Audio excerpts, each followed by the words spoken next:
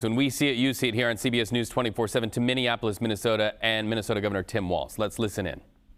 And a fund has been set up to support Renee's 6-year-old child and wife. Other things being done. I would encourage Minnesotans and folks across the country in this moment. You're seeing neighborliness and kindness rise to the occasion. Is go and find out what they're doing there and give some help if you can. I'd also say last night we saw Minnesotans meet the moment once again. Thousands of Minnesotans demonstrated last night peacefully. They shared a message about the reckless ICE mobilization is not keeping us safe and led to the tragedy that the world witnessed once again. To Minnesota, I say thank you. There's strength in numbers, there's power in peace, and what we saw was a beautiful vigil to a life that we're starting to learn more about. And I will let those that want to push out false narratives, to slander or defame Renee Good, Minnesotans will tell her life story. Minnesotans will be there to defend her honor and see this as a human being, not a moment in time or the callous casualness that I've watched some people on TV gloss over what they saw. We've also spent a lot of time talking last 24 hours about accountability. That means no function of government operates with impunity. It means when someone's in a position of authority and they commit any act that impacts our people, there has to be another place to turn to get justice. Checks and balances. Basic idea, the center of the formation of our country. It's the only measure that protects us from the abuse of government or federal overreach or tyrannical government. Yesterday, the Minnesota Bureau of Criminal Apprehension, the BCA, spent the day yesterday attempting to get that accountability. We have learned that the Trump administration has now denied the state that ability to participate in the investigation. And I just want to make this as clear as possible to everyone. Minnesota must be part of this investigation.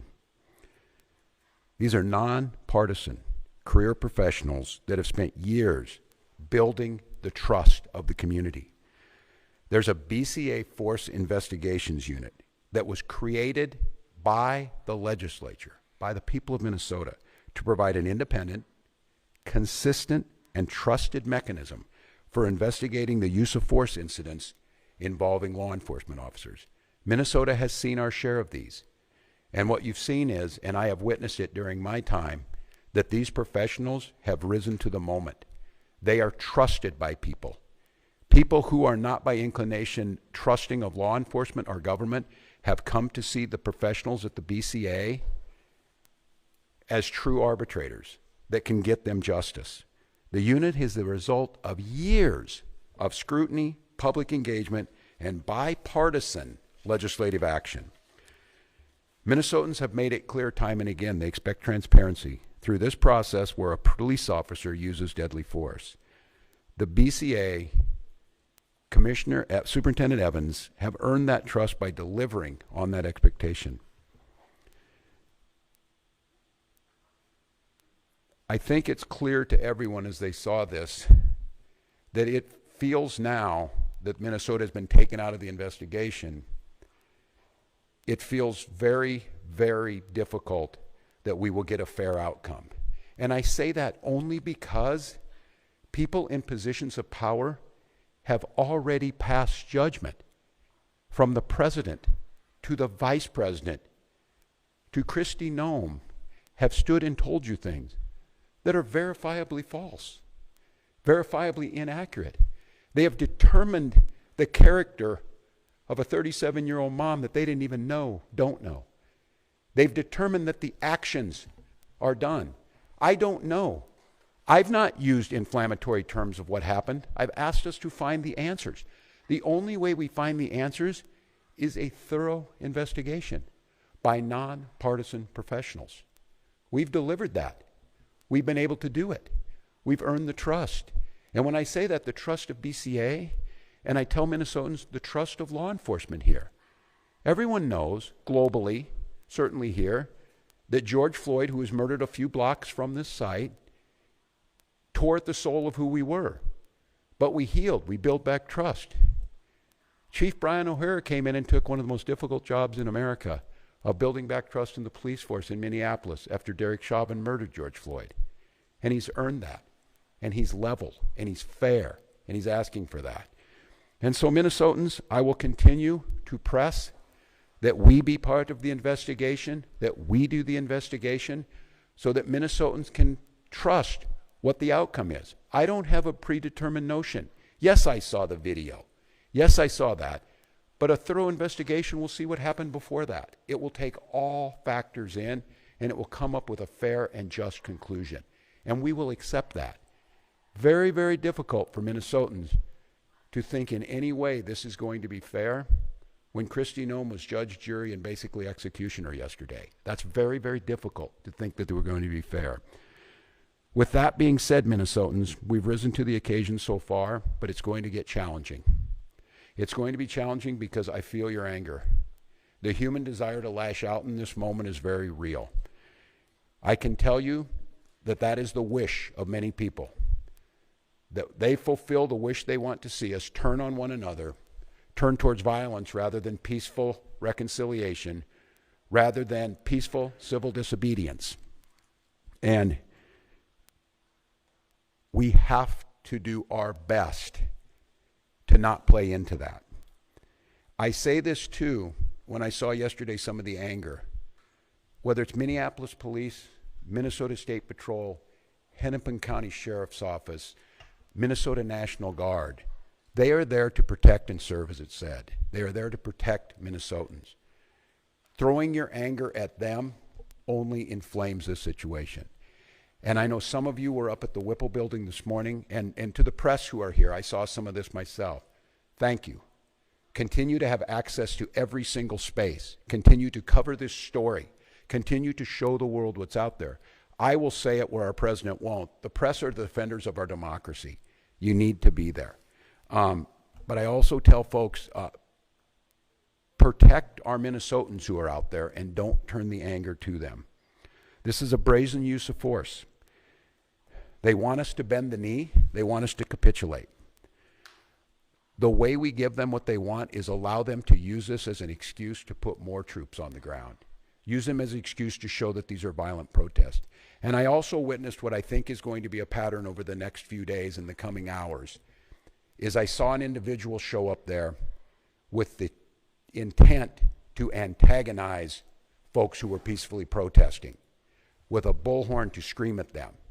And again, the desire to move on that individual is exactly what they want, because our respect for the First Amendment means we will expect and respect all opinions. If this individual is there expressing support for ICE, that's their constitutional right to do so, and they need to be protected. Don't allow that to be a catalyst to create violence. We believe in states' rights. We believe the federal government needs to stay out of this. We believe that the situation has gotten worse and less safe because of their presence. And I will just say there were two incidents yesterday I saw after this that just tore at my soul. I saw an individual at the scene identify themselves as medical personnel, a physician, and asked to provide aid, and an ICE agent said, "I do not care." That lack of humanity was chilling to me. And after this incident happened, and after the tensions rose, ICE agents entered a Minnesota school, causing disruptions at that school. I can't say this strongly enough as governor, as a parent, as a teacher. To our elected representatives, Democrats and Republicans, I beg you, I implore you to tell them to stay out of our schools. This tragedy will be magnified 100-fold if this fight moves into the hallways of our public schools amongst our youth. And they're watching us. They're watching us now, how we respond. So I've got a few simple asks. Let us, the professionals, handle this on Minnesota soil, this investigation. De-escalate this situation by removing yourselves from this situation with these 2,000 agents that were put here. And above all else, stay out of our schools. I'd like to ask you to care, but that might be a step too far for some people. But I know Minnesotans care. So we'll protest peacefully. We will win in courts.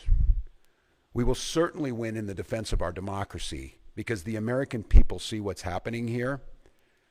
But the way that we don't win and the way that we lose, if this turns towards violence and allows them to escalate, it cannot happen. So I ask the grass top leaders out there, the faith leaders, the folks who are on the streets, and in many times the true leaders are not the elected officials. They're the folks on the ground. I beg you, implore you, follow those words of the leaders we've had. I had the privilege of serving with John Lewis, and John talked about good trouble. I'm not telling you not to find good trouble, but I asked John many times, I said, John, I don't know if I'd have your self-restraint. Didn't you want to lash out? He said, yes, daily. But he said, I wanted to win this. I wanted to do what right, and I wanted justice to prevail. And to do that, I knew the only way was to not lash out, to not give in to that. So to each and every one of you, we're not going to win this through violence. We're going to win it through justice. We're going to win it through compassion. We're going to win it through Minnesota Nice, and we're going to win it by holding every one of these people accountable as they should for what we've seen on the streets of Minneapolis.